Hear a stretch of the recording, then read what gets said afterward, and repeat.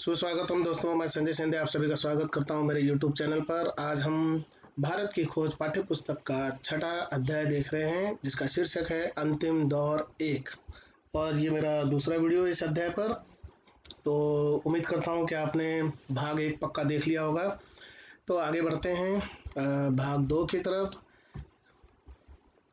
हिंदुओं और मुसलमानों में सुधारवादी और दूसरे आंदोलन। तकनीकी परिवर्तनों और उनके परिणामों के द्वारा भारत से पश्चिम की वास्तविक टकराहट 19वीं शताब्दी में हुई थी।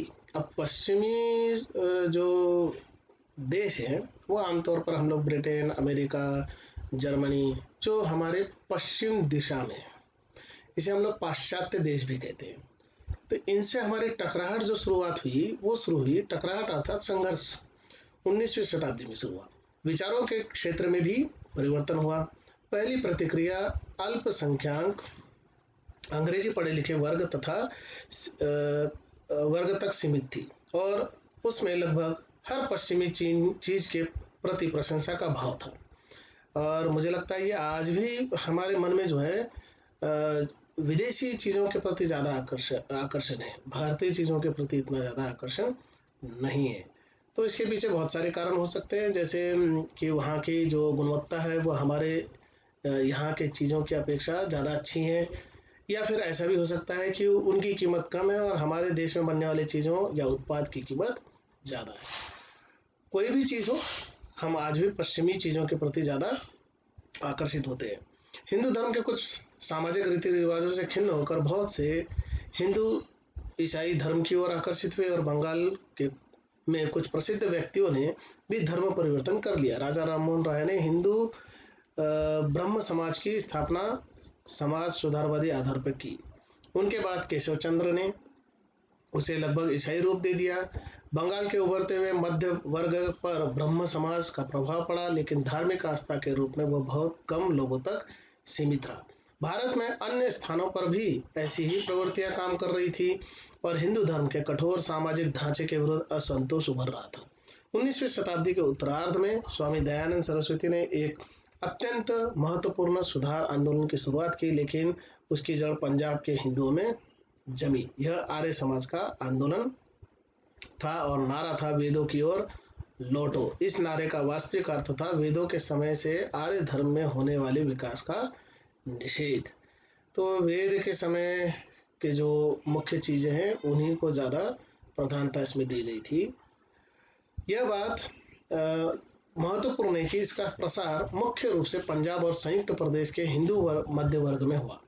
एक समय ऐसा आया जब सरकार इसे राजनीतिक दृष्टि से क्रांतिकारी आंदोलन समझती थी। अब सरकार से तात्पर्य अंग्रेजी या ब्रिटिश सरकार से है और वो उनको ऐसा लगता था कि यह जो आंदोलन है क्रांतिकारी आंदोलन है।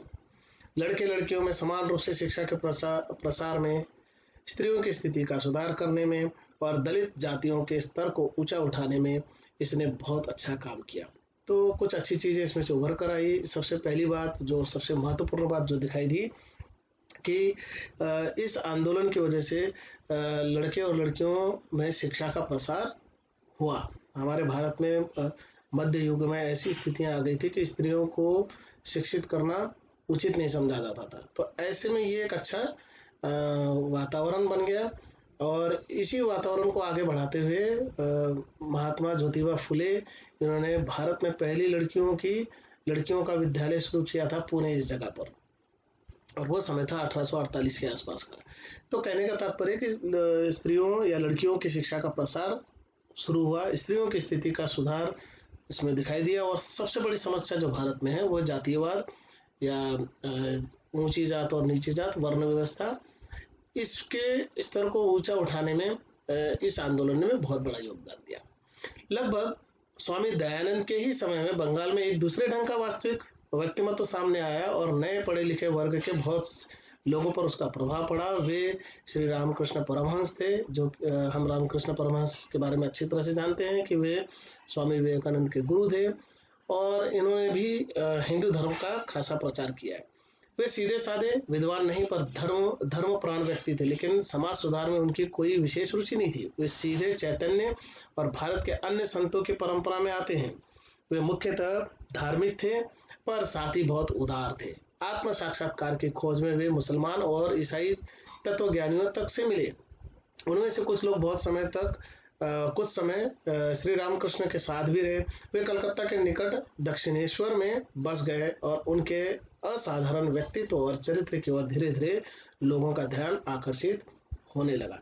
भले ही इन्होंने समाज सुधार का कोई काम नहीं किया है, लेकिन फिर भी इनमें जो सबसे बड़ी बात और सबसे अच्छी चीज दिखाई देती थी कि ये उदार व्यक्तित्व थे और जो भी इनसे मिल जाता था वो उनके साथ घुल मिल जाता था। और आत्म साक्षात्कार की खोज में अर्थात स्वयं को परखना, स्वयं को खोजना और तत्वज्ञानियों तक से मिले अर्थात विचारकों से मिले।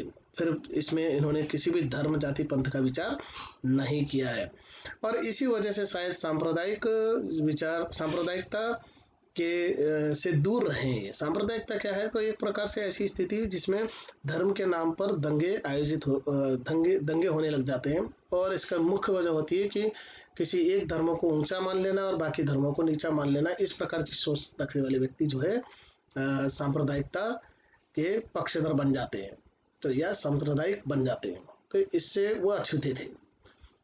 वे कलकत्ता के निकट दक्षिणेश्वर में बस गए और उनके असाधारण व्यक्तित्व और चरित्र की ओर धीरे धीरे लोगों का ध्यान आकर्षित होने लगा। धार्मिक विश्वास की बुनियादी बातों पर बल देते हुए उन्होंने हिंदू धर्म और दर्शन के विविध पक्षों को आपस में जोड़ा। उन्होंने दूसरे धर्मों को भी अपने क्षेत्र में ले लिया। वे हर तरह की सांप्रदायिकता के विरोधी थे। तो सांप्रदायिकता का अर्थ हमने पहले ही देख लिया है। तो ये खास बात इनमें दिखाई देती है कि सभी को एक साथ लेकर चलने वाले व्यक्ति थे।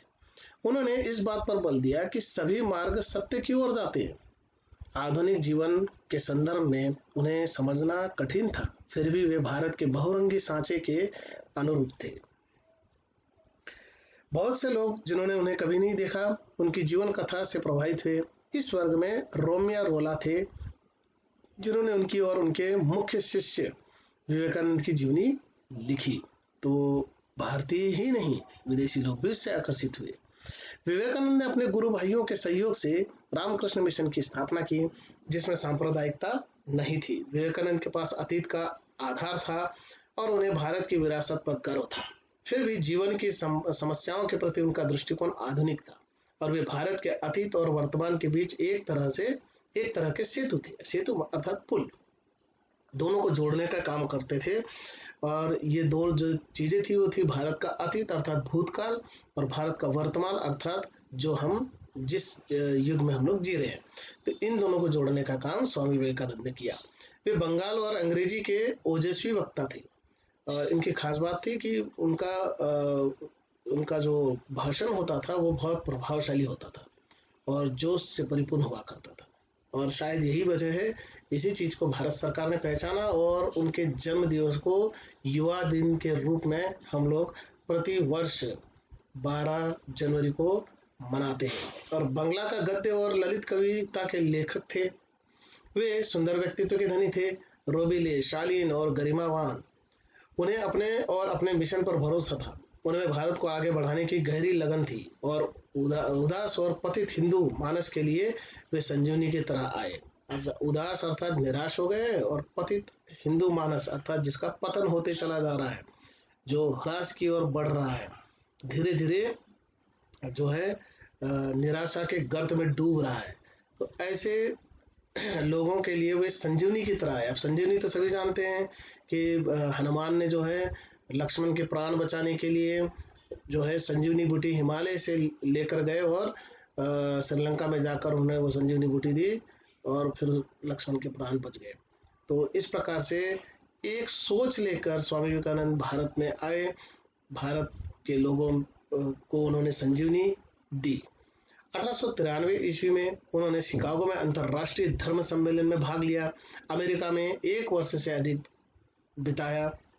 यूरोप की यात्रा एथेंस और कुस्तुनतुनिया तक की और मिस्र, चीन और जापान भी गए। जो एक बार इस हिंदू सन्यासी को देख लेता था, उसके लिए उसे और उसके संदेश को भूलना कठिन हो जाता था। तो बहुत सारी घटनाएं शिकागो की अंतर्राष्ट्रीय धर्म सम्मेलन से जुड़ी हुई है। हम लोगों ने भी बहुत सारी घटनाएं पढ़ी होगी या सुनी होगी कि स्वामी विवेकानंद जो वहाँ पर उन्होंने पहला जो शब्द अमेरिका के सामने खड़े होकर जो कहा था, भाइयों और बहनों, तो ये खासा प्रसिद्ध हुआ था, अमेरिकन भाइयों और भाइयों, अमेरिका के भाइयों और भाइयों बहनों। तो इस प्रकार से ये एक खास बात दिखाई दी, और इस सम्मेलन ने स्वामी विवेकानंद को विश्व स्तर पर एक पहचान दिलाई। खुद उन पर भी पश्चिमी देशों की यात्रा का बहुत अधिक प्रभाव पड़ा। वे अंग्रेजों की लगन और अमेरिकी लोगों की जीवंतता और संभाव के प्रशंसक थे, लेकिन वे पश्चिम के धर्म व्यवहार से प्रभावित नहीं हुए और भारतीय दर्शन और आध्यात्मिक पृष्ठभूमि में उनकी आस्था और बलवती हो गई। उन्होंने वेदांत के अद्वैत सिद्धांत दर्शन के एकेश्वरवाद का उपदेश दिया। अब अद्वैतवाद क्या है, ये बहुत सारे भारत में एक विशेष बात ये रही है कि तरह तरह की सोच रखने वाले यहाँ पर विद्वान व्यक्ति हुए हैं, जिनमें अद्वैतवाद भी एक विशेष प्रकार की सोच है, जिसमें यह माना जाता है कि भक्त और ईश्वर में कोई भेद नहीं है, दोनों एक है। इस प्रकार की सोच रखी जाती है। और सबसे बड़ी बात यहाँ एकेश्वरवाद, अर्थात एक ही ईश्वर को मानने वाले, तो ये एकेश्वरवाद है। तो ये एक बहुत अच्छी विचार शैली जो है विवेकानंद ने यहाँ पर बताई है। तो अद्वैतवाद और जो मुख्य बात है वो ये है एकेश्वरवाद, अर्थात ईश्वर एक है। इस प्रकार की सोच रखने वाले विचारक जो थे वो स्वामी विवेकानंद रहे हैं। लेकिन इन सारी व्यवस्थाओं में उन्होंने कर्मकांड को ज़्यादा महत्व नहीं दिया है, और उनके अनुसार जो मुख्य पूर्ण बात है कि ईश्वर जो है वो किसी विशेष कर्मकांड से प्रभावित नहीं होता है। उन्हें विश्वास था कि विचारशील मानवता के भविष्य के लिए यही एकमात्र धर्म हो सकता है। उनके अनुसार वर्ण व्यवस्था एक तरह की सामाजिक व्यवस्था है। तो वर्ण व्यवस्था को सिर्फ सामाजिक व्यवस्था माना है, जीवन जीने का एक तरीका माना है जो धर्म से अलग थी। हालांकि हम लोग देखते हैं कि भारतीय समाज में वर्ण व्यवस्था मतलब ब्राह्मण, क्षत्रिय, वैश्य और शूद्र, ये जो 4 वर्ण माने गए, इसमें ये एक प्रकार के ऐसे वाटर टैंक कंपार्टमेंट थे जहां एक टैंक से दूसरे टैंक पे पानी नहीं जा सकता था। लेकिन स्वामी विवेकानंद इसके विरोधी थे। उनके हिसाब से ये सिर्फ एक जीवन जीने का तरीका है। काम के रूप से वर्ण व्यवस्था बनी थी। तो काम कोई भी बदल सकता है। जैसे हम लोग देखते हैं कि कोई टीचर बन गया, कोई डॉक्टर बन गया, तो आगे चलकर आप इस प्रकार से व्यवसाय बदल सकते हैं। उस समय ये स्थितियां नहीं थी, लेकिन विवेकानंद ने इस चीज का विरोध किया और अलग ही रहनी चाहिए। सामाजिक संगठनों को समय के परिवर्तन के साथ बदलना चाहिए। विवेकानंद ने कर्मकांड के निरर्थक तात्विक विवेचनों और तर्कों की घोर निंदा की, विशेषकर ऊंची जाति की छुआछूत की। तो छुआछूत का मतलब होता है अगर कोई किसी को छू ले, नीची जाति का व्यक्ति, तो वो उसे अच्छा नहीं मानता था और अपवित्र हो जाता है, इस प्रकार की सोच रखता था, जो कि बहुत बुरी बात थी। तो विवेकानंद ने इसका विरोध किया। विवेकानंद ने बहुत सी बातें कही, लेकिन जिस एक बात के बारे में उन्होंने अपने लेखन और भाषणों में बराबर लिखा था, वो यह थी, अभय निडर रहो। उनके अनुसार अगर दुनिया में कोई पाप है तो दुर्बलता है। हर तरह की दुर्बलता से बचो। दुर्बलता पाप है, दुर्बलता मृत्यु है। उपनिषदों की यही महान शिक्षा थी और सत्य की कसौटी है। कोई भी चीज जो तुम्हें शारीरिक, बौद्धिक और आध्यात्मिक दृष्टि से कमजोर बनाती है, उसे जहर की तरह छोड़ दो।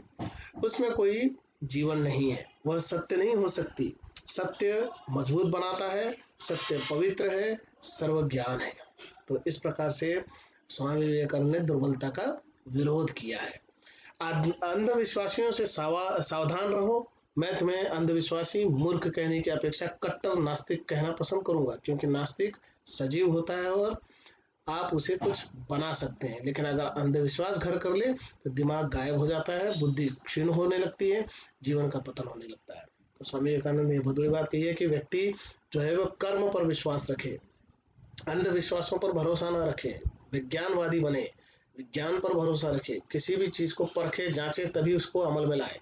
तो इस प्रकार की सोच रखते थे स्वामी विवेकानंद। और उन्होंने बहुत बड़ी बात कही कि अगर धर्म अगर अंधविश्वास सिखाता है तो ऐसे धर्म को छोड़ दो, उससे अच्छा तो नास्तिक बन जाओ।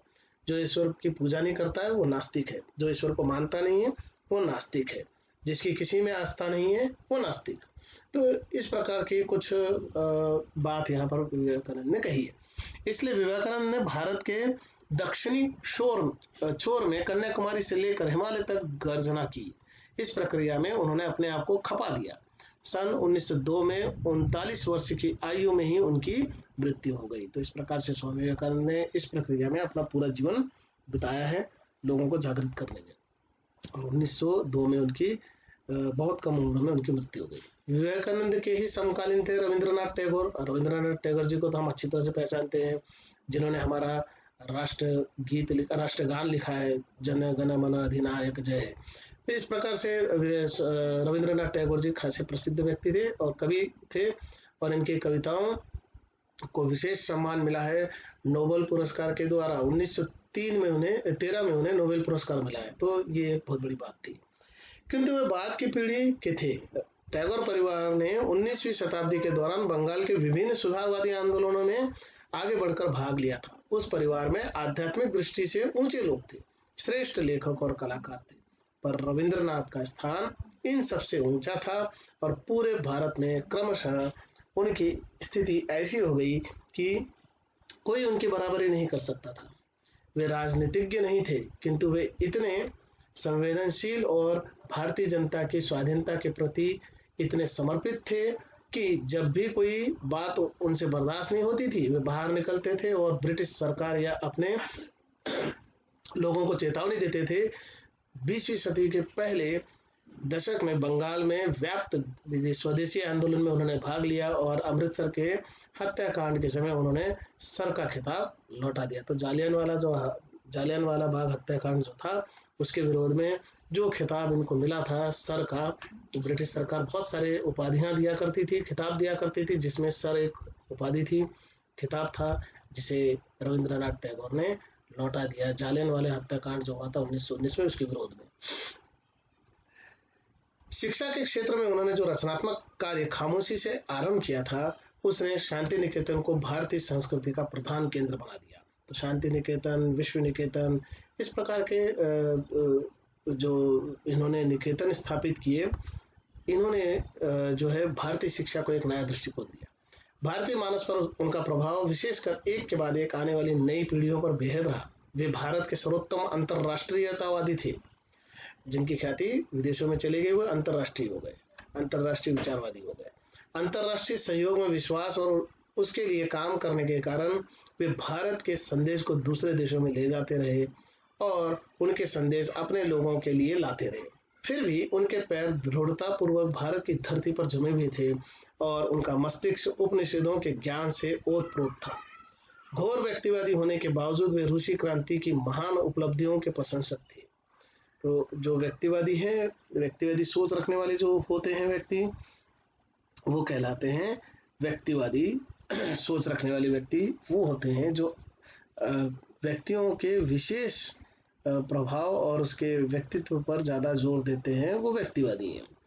तो इस प्रकार की सोच रखने वाले जो है रविंद्रनाथ टैगोर थे, व्यक्तिनिष्ठ थे और व्यक्तित्व उनका ऐसा था कि जो रूस की क्रांति हुई थी, उससे जो कुछ भी चीजें निकल कर आई, वो उसके प्रशंसक बने। विशेषकर शिक्षा के प्रसार, संस्कृति, स्वास्थ्य और समानता की चेतना के। अब व्यक्तिवादी होना अर्थात खुद के बारे में सोचना, आत्म उन्नति के बारे में सोचना, आत्म प्रगति के बारे में सोचना, और सीधा सीधा संबंध भी ऐसी जुड़ता है कि व्यक्ति का अगर विकास होगा तो समाज का विकास होगा, और अगर समाज का विकास होगा तो देश का विकास होगा। तो देश के विकास के लिए पहले खुद का विकास करना जरूरी है, ऐसा सोच रखते थे। टैगोर ने भारत की उसी तरह बहुत अधिक सेवा की जैसे कि एक दूसरे स्तर पर गांधी ने की थी। अर्थात उन्होंने लोगों को एक सीमा तक इस बात के लिए विवश किया कि वे अपने विचारों के संकीर्ण घेरे से बाहर निकलकर मानवता को प्रभावित करने वाले व्यापक प्रश्न पर ध्यान दें। टैगोर भारत के सबसे बड़े मानवतावादी थे। तो जो मानव विकास के बारे में सोचता है वो मानवतावादी। तो इस प्रकार से टैगोर जो है खुद के विकास के साथ साथ पूरी मानव जाति के विकास के बारे में सोचने वाले व्यक्ति थे। 20वीं शताब्दी के पूर्वार्ध में अर्थात 20वीं शताब्दी के शुरुआत में, उसकी शुरुआत के आसपास टैगोर और गांधी निस्संदेह भारत के दो विशिष्ट और प्रभावशाली व्यक्तित्व थे। उनकी समानताओं और विषमताओं की तुलना से हम बहुत कुछ सीख सकते हैं। कोई दो व्यक्ति अपनी बनावट और मिजाज अर्थात स्वभाव में एक दूसरे से इतने भिन्न नहीं हो सकते। टैगोर संभ्रांत कलाकार थे जो सर्वहारा के प्रति सहानुभूति के कारण लोकतंत्रवादी हो गए थे। गांधी जो विशेष रूप से जनता के आदमी थे, भारतीय किसान का साकार रूप थे। कहने का तात्पर्य है कि जो यहाँ पर सबसे बड़ी बात जो दिखाई दे रही है कि दोनों व्यक्ति जो है अपनी बनावट और मिजाज में इतने ज़्यादा भिन्न नहीं थे जितना हम लोग सोचते हैं। लेकिन फिर भी जो मुख्य बात है, सर्वहारा वर्ग अर्थात ऐसा वर्ग जो दलित है, कमजोर है, परिश्रम करने वाला है, मेहनती है, आमतौर पर इसमें किसान आते हैं, मजदूर आते हैं, ऐसे लोग, तो इन सभी को साथ लेकर चलने वाले थे और इनके बारे में सहानुभूति रखने वाले थे और भारत की दूसरी प्राचीन परंपरा का प्रतिनिधित्व करते थे। यह परंपरा संन्यास और त्याग की परंपरा थी। तो मुख्य चीज ये है कि दोनों जो है वो संन्यास और त्याग पर विश्वास करते थे, गांधी और टैगोर। टैगोर मूलतः विचारक थे और गांधी अनवरत कर्मठता के प्रतीक थे, लगातार मेहनत करने वाले, अपने कार्यों पर, कर्म पर विश्वास रखने वाले, तो कर्मठता के प्रतीक थे। दोनों की अपने अपने ढंग की विश्व दृष्टि थी और इसके साथ ही दोनों पूरी तरह भारतीय थे। वे दोनों भारत के अलग अलग पक्षों का प्रतिनिधित्व करते थे जो एक दूसरे के पूरक थे। तो इस प्रकार से किसानों का पक्षधर जो गांधी जी थे और सर्वहारा वर्ग के पक्षधर जो थे वो टैगोर थे। तो दोनों एक दूसरे के पूरक थे, दोनों एक दूसरे के एक समान थे, दोनों एक दूसरे के प्रति इस प्रकार की एक दूसरे के लिए साथ लेकर चलने वाले व्यक्ति थे। अपने आध्यात्मिक और राष्ट्रीय विरासत में हिंदू मध्य वर्ग की आस्था को बढ़ाने में श्रीमती एनी बेसेंट का जबरदस्त प्रभाव पड़ा। इस सब में एक आध्यात्मिक और धार्मिक तत्व था, लेकिन साथ ही उनके पीछे सुदृढ़ राजनीतिक पृष्ठभूमि थी। उदयमान मध्य वर्ग का झुकाव राजनीतिक था और वह किसी धर्म की तलाश में नहीं था। उसे पकड़ने के लिए सांस्कृतिक आधार चाहिए था, कुछ ऐसा जो उनमें आत्मविश्वास पैदा करता और उस नैराश्य और अपमान के बोध को कम करता जो उनके भीतर विदेशी जीत और शासन ने पैदा कर दिया था। तो भारत में उस समय बड़ा निराशा का वातावरण था, बड़े निराशावादी हो गए थे भारतीय लोग। और एनी बेसेंट का जो जिक्र यहाँ पर आ रहा है वो मूलतः आयरलैंड की रहने वाली थी और भारत में आकर उन्होंने होम रूल आंदोलन चलाया और इससे जो स्वतंत्रता का आंदोलन था उसमें गति आई। तो ये मुख्य बात श्रीमती एनी बेसेंट के बारे में हमें जाननी चाहिए।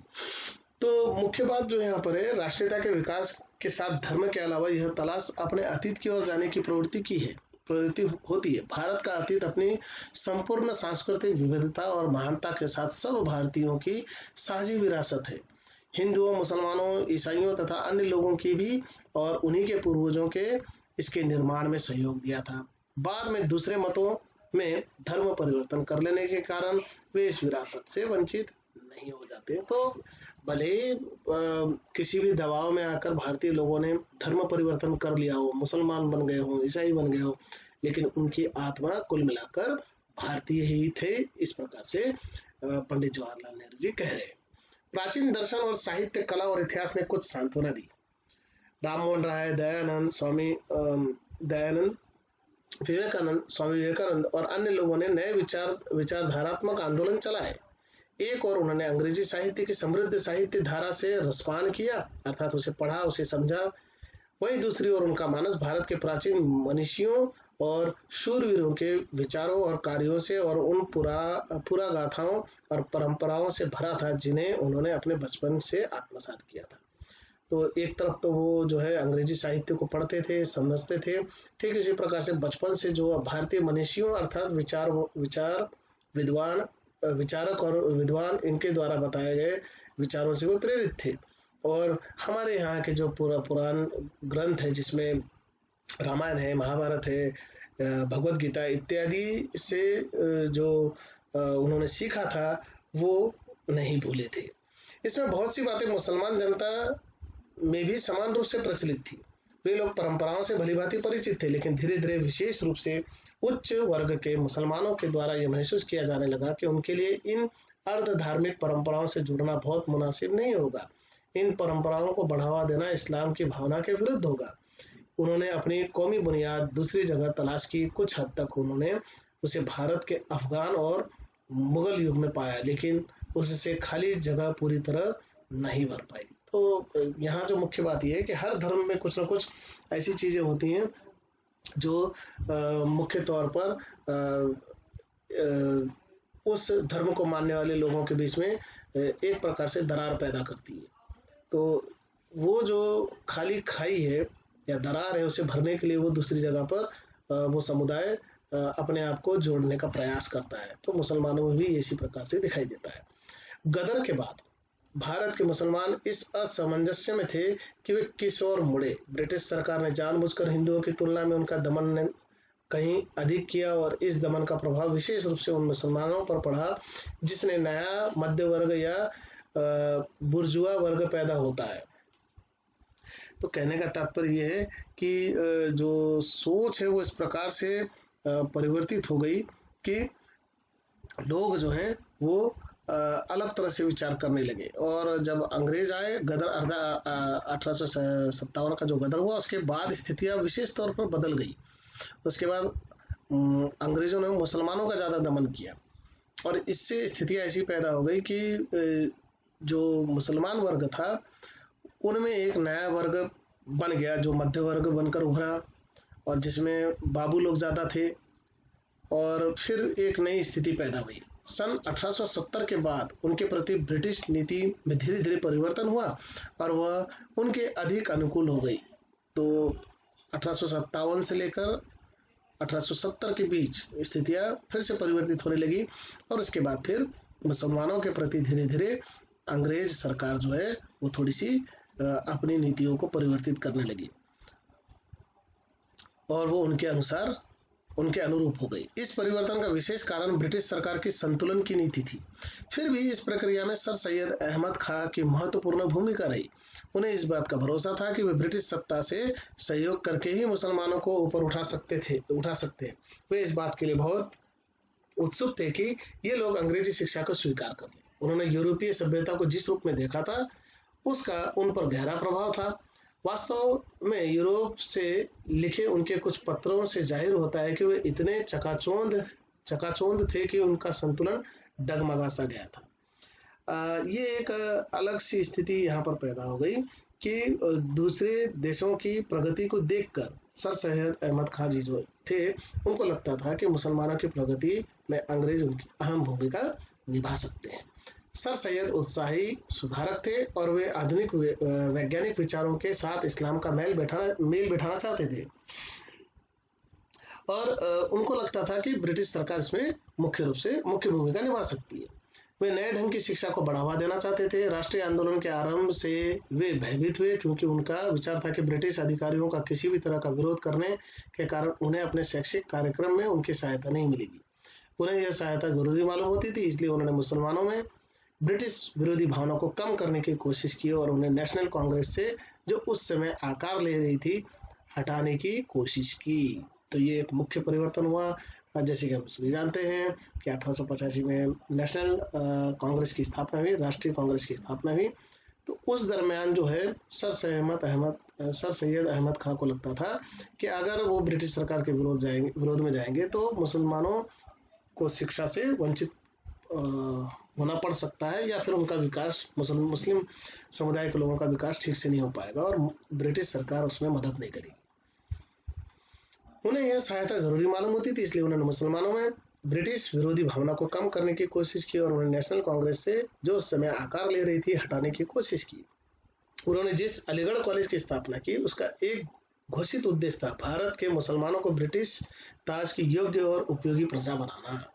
तो जो अलीगढ़ विश्वविद्यालय स्थापित किया हुआ उस समय सर सैयद अहमद खान ने उद्देश्य रखा था कि भारत के मुसलमानों को ब्रिटिश ताज की योग्य और उपयोगी प्रजा बनाना, अर्थात ब्रिटिश सरकार को ही अपना ताज अर्थात राजा महाराजा लोग जो है मुकुट पहनते थे, जो ताज पहनते थे सिर पर, वो जो है उसके योग्य प्रजा बनाना।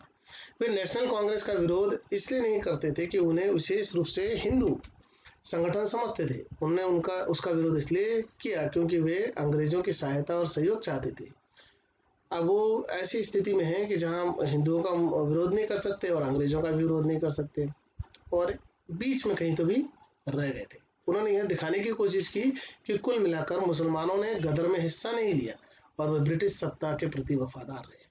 वे किसी रूप में हिंदू विरोधी या सांप्रदायिक दृष्टि से अलगाववादी नहीं थे। अब अलगाववादी का अर्थ होता है किसी से भी संबंध नहीं रखना, तो वो ऐसे नहीं थे, ठीक। और सांप्रदायिक तो बिल्कुल नहीं थे। सांप्रदायिक का अर्थ हमने देखा था कि किसी एक विशेष धर्म को मानते हुए सभी धर्मों को हमसे छोटा समझना, और फिर इस वजह से दंगे वगैरह करवा हो जाते हैं। उन्होंने कहा, याद रखो, हिंदू और मुसलमान ये शब्द सिर्फ धार्मिक अंतर बताने के लिए, वरना सब लोग चाहे वे हिंदू हो या मुसलमान, यहाँ तक कि ईसाई भी जो इस देश में रहते हैं, इस दृष्टि से सब एक ही राष्ट्र के लोग हैं। तो वो इस चीज को आंतरिक तौर पर मानते थे कि भारत में रहने वाले लोग सब भारतीय हैं। सर सैयद अहमद खां का प्रभाव मुसलमानों में उच्च वर्ग के कुछ लोगों तक ही सीमित था। उन्होंने शहरी या देहाती आम जनता से संपर्क नहीं किया। सर सैयद के कई योग्य और उल्लेखनीय सहयोगी थे। सर सैयद अहमद अपने प्रयत्न में इतनी दूर तक सफल हुए कि मुसलमानों में अंग्रेजी शिक्षा प्रारंभ हो गई और उनका दिमाग राजनीतिक आंदोलन से हट गया। एक मुस्लिम एजुकेशन कॉन्फ्रेंस शुरू की गई और उसने नौकरियां और दूसरे पेशों में उभरते हुए मध्य वर्ग के मुसलमानों को आकर्षित किया। यह बात ध्यान देने की है कि गदर के बाद के समय में भारतीय मुसलमानों में जितने विशिष्ट लोग थे, जिनमें सर सैयद भी शामिल है, सभी ने पुरानी परंपरागत शिक्षा पाई थी। हाँ, उनमें से कुछ लोगों ने बाद में अंग्रेजी का ज्ञान हासिल कर लिया। नई पश्चिमी शिक्षा ने तब भी उनके बीच कोई उल्लेखनीय व्यक्तित्व पैदा नहीं किया। तो अंग्रेजों का उद्देश्य तो यही था भाई कि सिर्फ ऐसी शिक्षा दी जाए जिससे कि क्लर्क पैदा हो जाए और उनका जो कार्यालयीन कार्य है या ऑफिस का काम है वो ठीक ठाक से हो जाए। वर्ष 1912 भारत में मुस्लिम दिमाग के विकास की दृष्टि से उल्लेखनीय है। उस साल 2 नए साप्ताहिक निकलने शुरू हुए, उर्दू में अल हिलाल और अंग्रेजी में द कॉमरेड। अल हिलाल का आरंभ अब्दुल कलाम आजाद, कांग्रेस के वर्तमान सभापति, तो अर्थात 1940-45 के आसपास कांग्रेस के सभापति थे अबुल कलाम आजाद। तो लेखक ने उसी समय ये किताब लिखी है, इससे तो हम परिचित है। भारत की खोज किताब जो है 1945 के आसपास लिखी है। तो उस समय कांग्रेस के वो सभापति थे, राष्ट्रीय नेशनल कांग्रेस के वो सभापति थे। ये 24 वर्ष के प्रतिभाशाली नवयुवक थे जो 15 से 20 वर्ष के आयु में ही अपने अरबी और फारसी के ज्ञान और गहन अध्ययन के लिए प्रसिद्ध हो गए थे। इनके साथ उन्होंने बाहर की इस्लामी दुनिया के बारे में जानकारी हासिल की और उन सुधारवादी आंदोलन के बारे में भी जो वहां चल रहे थे। उन्होंने धर्म ग्रंथों की व्याख्या बुद्धिवादी दृष्टिकोण से की। वे इस्लामी देशों में किसी भी अन्य भारतीय मुसलमान की अपेक्षा अधिक प्रसिद्ध हुए। उनका दृष्टिकोण अधिक उदार और तर्कसंगत था। इस कारण वे पुराने नेताओं के सामंती, संकीर्ण धार्मिकता और अलगाववादी दृष्टिकोण से दूर थे। तो उनका जो दृष्टिकोण था अर्थात सोच जो रखते थे अबुल कलाम आजाद जी, वो उदारवादी था, मतलब सबको सबके प्रति एक उदारता के दृष्टिकोण से देखते थे और तर्क संगत था। हर चीज को वो तर्क से जोड़कर देखते थे और जो सामंती सोच थी उनसे वो दूर थे। अर्थात अमीर व्यक्ति जिस प्रकार से सोचता है कि मैं अमीर हूँ और दूसरे गरीब है तो सबको मेरी बात माननी चाहिए, तो इस सोच से वो दूर थे। तो ये इनकी विशेषता थी। अपने इसी दृष्टिकोण के कारण अनिवार्य रूप से भारतीय राष्ट्रवादी थे। आजाद की शैली में उत्तेजना और ओजस्विता थी।